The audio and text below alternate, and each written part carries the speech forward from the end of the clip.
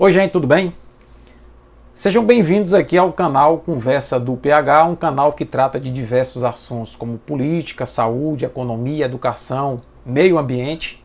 Eu sou o Paulo Henrique, biólogo e dentista, professor universitário, mestre e doutor em imunologia. E hoje eu quero conversar com você sobre um trabalho que foi publicado essa semana por Neil Ferguson, liderando 50 pesquisadores no Imperial College, em que ele traçou modelos matemáticos que tentam simular e prever a expansão da pandemia de coronavírus em diversos continentes, cita inclusive o Brasil, colocando para o Brasil 6 possibilidades.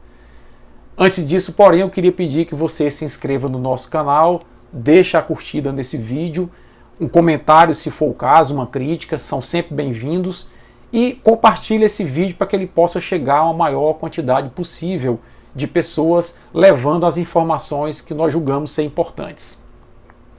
Pois bem, o Neil Ferguson, que está com a Covid-19, divulgou esse trabalho. Esse trabalho, inclusive, é base, repito, para que a OMS recomende o isolamento social como uma medida protetiva importante na contenção da expansão do coronavírus.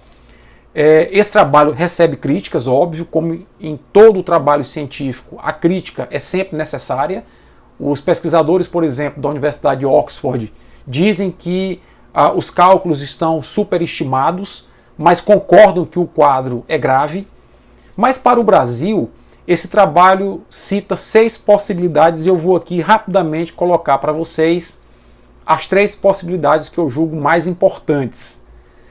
No cenário mais caótico, que seria o cenário da vida transcorrer normalmente no país e nenhuma medida restritiva ou protetiva ser adotada, nós teríamos 188 milhões de brasileiros infectados com a doença, resultando a morte de 1.150.000 pessoas. Como o Brasil já adotou medidas restritivas e medidas de isolamento social, o quadro não vai ser esse.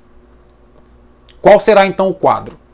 Bom, nós temos um quadro de que 75% dos brasileiros estão confinados. Esse seria o melhor cenário de acordo com o estudo. Se 75% dos brasileiros ficarem em isolamento social, como é o que está acontecendo atualmente, e apenas 25% circularem de maneira restrita, mantendo os serviços essenciais funcionando por algumas semanas, ainda assim 44 mil brasileiros iriam morrer nas próximas semanas, nos próximos meses. Esse é o dado, é a simulação matemática que foi feita. Então veja que mesmo no melhor cenário, há uma previsão de que nos próximos meses 44 mil brasileiros venham a morrer em função da pandemia que chegou ao nosso país. Agora, existe um outro dado intermediário que eu queria chamar a atenção, que algumas pessoas estão defendendo o isolamento parcial ou isolamento vertical. O modelo do Neil Ferguson simulou essa situação.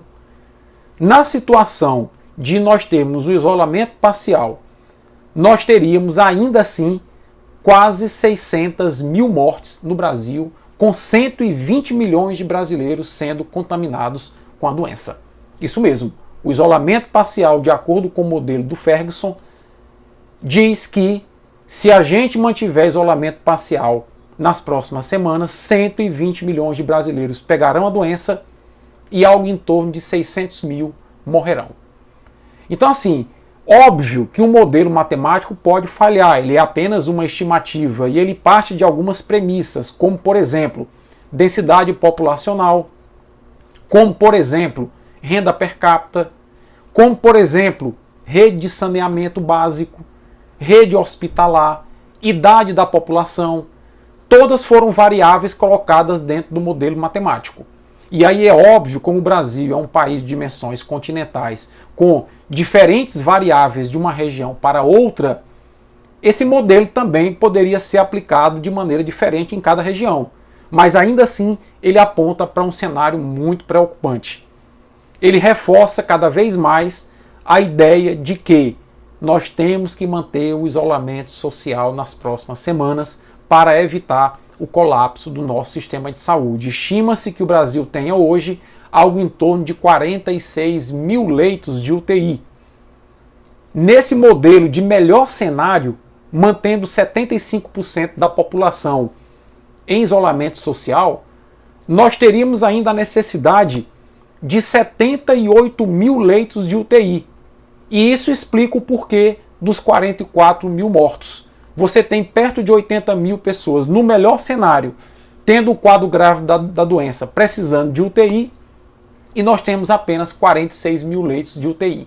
Então, isso aponta de uma maneira definitiva, científica, com alguma margem de erro, alguma margem de variação, que nós temos que nas próximas semanas manter o isolamento social como forma de prevenir uma grande mortalidade no nosso país.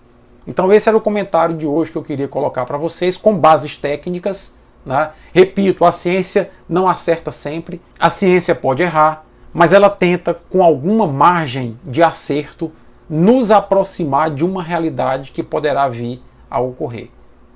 Forte abraço a todos e fique em casa.